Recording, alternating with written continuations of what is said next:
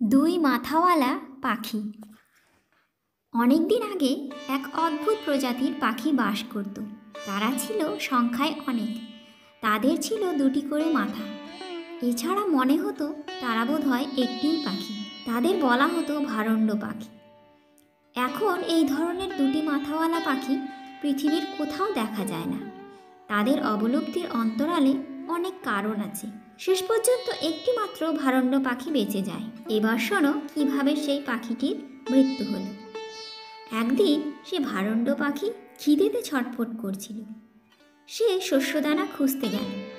হঠাৎ তার বাঁ দিকের মাথাটা একটা শস্যদানা খুঁজে পেল। ঠোঁট দিয়ে সেই দানাটা খুঁড়ে খেয়ে ফেলল। ডান দিকের মাথা তখন প্রচণ্ড খিদেতে অস্থির। সে বলল, আমাকে এক কোনা দানা দাও। বাঁ দিকের মাথাটা বলল, আমি তোমাকে দেব না, কারণ আমাদের পেট তো একটাই। যদি আমি খাই তাহলে দুজনের পেটই তো ভরবে। ডান মাথা বলল, তুমি নিজেকে বেশি চালাক মনে করছো? আমাকে অত সুস্বাদু দানা খেতে দিচ্ছ না কেন? আমি তোমাকে কঠিন শাস্তি দেব। ডান মাথা খুব রেগে গেল। তার মনে এলো বিরক্তি।